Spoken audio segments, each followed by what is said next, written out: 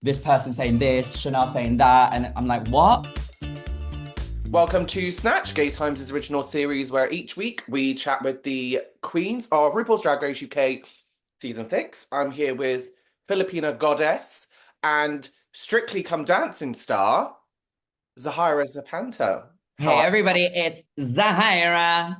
how are you doing, babe? How are you doing? You know what? I'm weirdly good. The fan response has been so incredible, and this experience has nothing been short of a dream. Like, what a response. Like, honestly, it's been such an amazing cast, an amazing season so far, and we're just starting, mama. I'm excited. I'm honestly excited to see the rest of the girls smash it, and I'm happy with my time there as well. I'm getting a bit of whiplash, to be quite honest with you, because this season is so brilliant. Like, it's Mm. actually so refreshing this year with all the drag races we've had. This is a refreshing season. But at the end of each episode, I'm like, for fuck's sake, I didn't want that queen to go. And no, it's very that, honestly, like there's so many fan favorites. And like I was like, the fan response from the first episode, I was like, oh, like what are they gonna think about like the future episodes, whatever. And it's just been getting better and better and better. And like I'm loving all of the love for all of the girls as well. It doesn't make sense with my fantasy, your fantasy, that both of the Filipino queens have gone by episode 4. I'm fuming. I know. How sad. You know what? There's hopefully going to be more opportunities for me to shine. And I'm so fierce it hurts. Like, it hurts so much. Like, it's crazy being this fierce. So it's like, it's only a matter of time for me.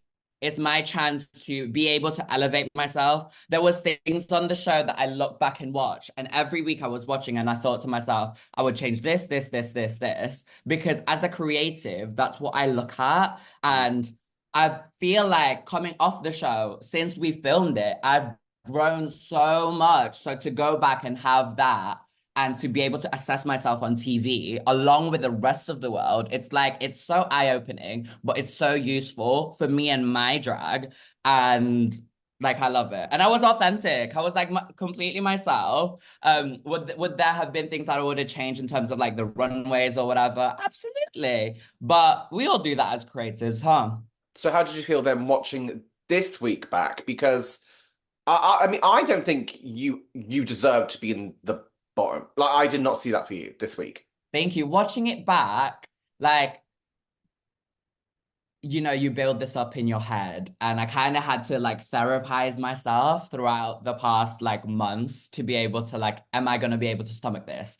And to watch every week with a bar, like with 100 or like 200 people and just smile through it. But like yesterday, like the audience reaction and them still loving me, even though like I was gone from the competition, I was like, I feel it feels validating. The runway, oh my God, like that was my best runway. I was like so stunning and so beautiful, and I made the whole look myself, apart from the skirt, which shout out to Chanel. She sewed that up real quick for me. Um, and in terms of the girl groups, watch out because there's things coming.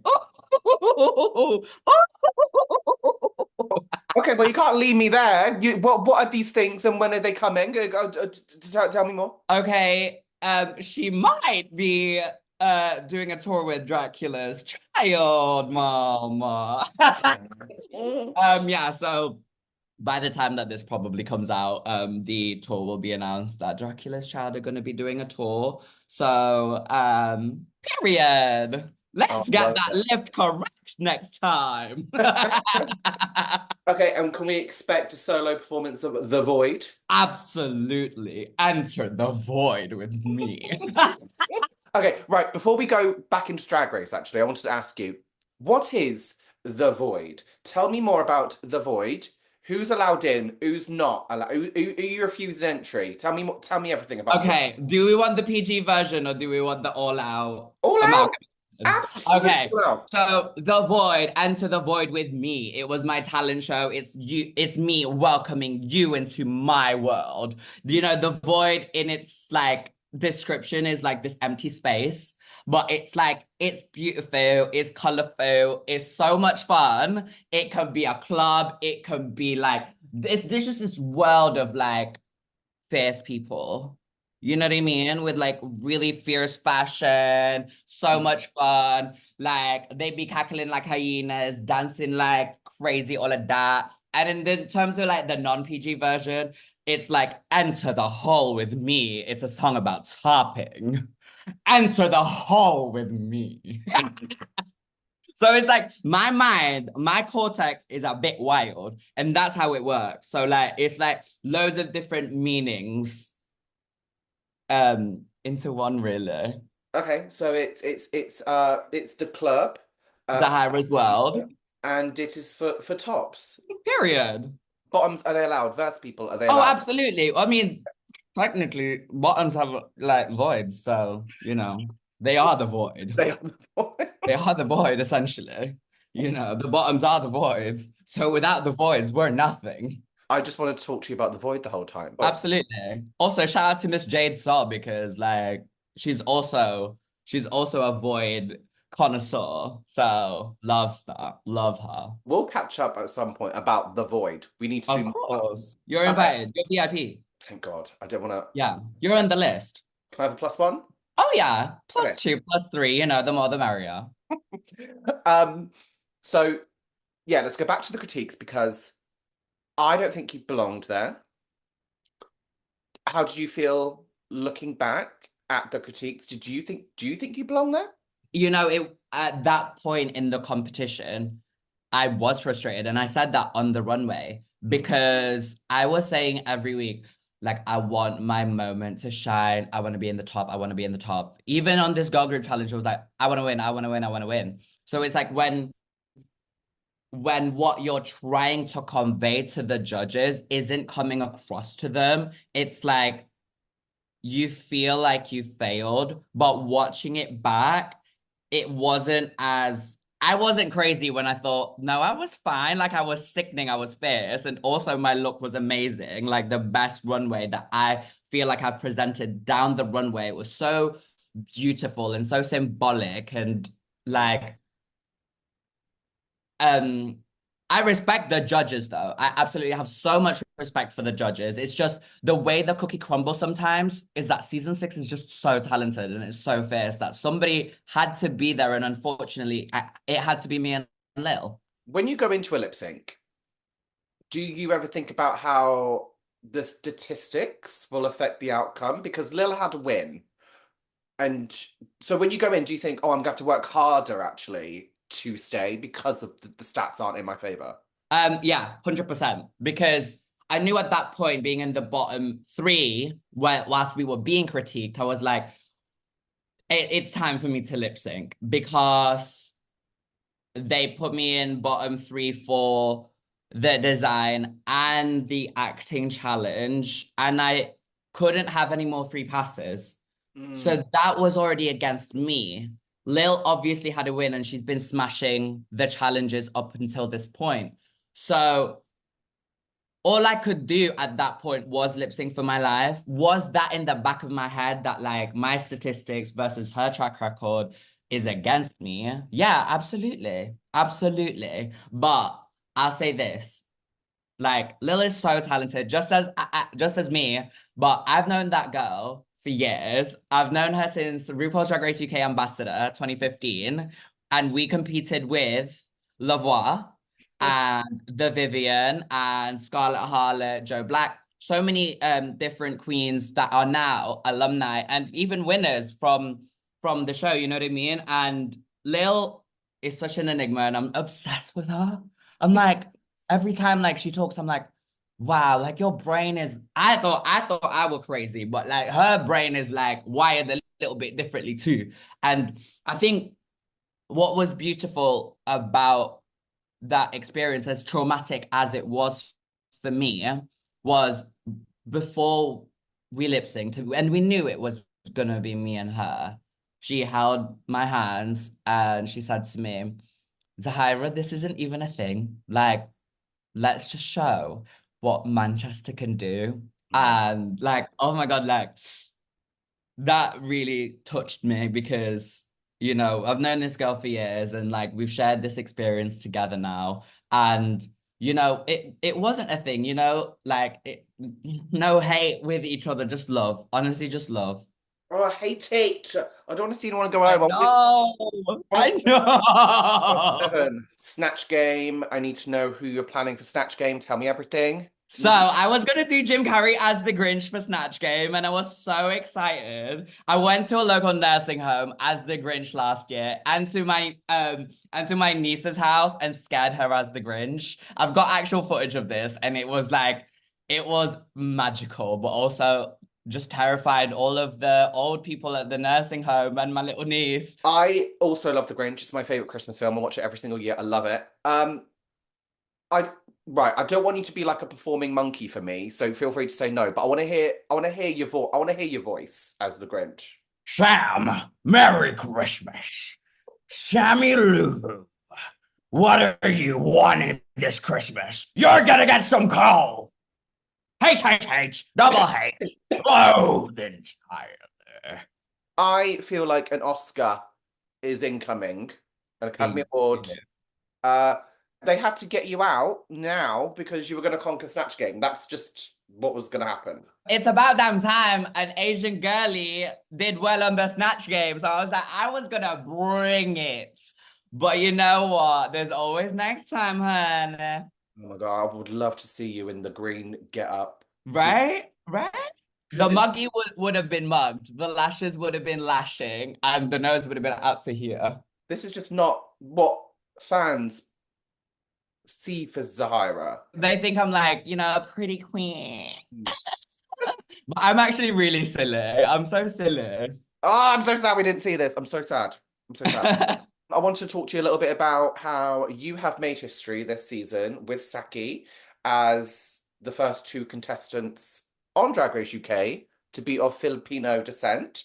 So, what did it mean for you to be that representation? Honestly, it felt like such an honor to walk into that workroom and to represent the Philippines. And now watching the show and going to like bars across the UK and like meeting Filipino fans and how much it means to them and just Asian people in general, like it's amazing. And also being able to tell my story about my family, is was so important to me. And let me tell you why. Because as POC, growing up, and adding on the fact of being queer, and then adding on the fact that I'm a drag queen. So, like, I'm all of these things that society tells us that is meant to be the other. But my family never made me feel like that. And I think that's a testament to what parents can do for their children, POC parents can do for their queer children, and for them to show me that love, it meant that I could blossom. I could cherry blossom down the runway. But also like parents are meant to protect us. Our family is meant to protect us. And I just want the audience to know, like, if children, parents, families are watching this, that just love your children and look what they can become. They can look like a neon princess like me. Yeah, I mean, But yeah, Asian representation forever. Forever. I mean, you are all these things plus the CEO of The Void. So, I mean, Absolutely. don't, hate on your children because one day they could grow up to be the CEO. Uh-huh. Uh-huh. Of their own void. Can you talk to me about the friendships you made this season? Because when we last spoke for our digital cover, it was Octavia, wasn't it, that was with you asleep in the other room. So, Yeah, and she's actually going to come in about an hour's oh, time.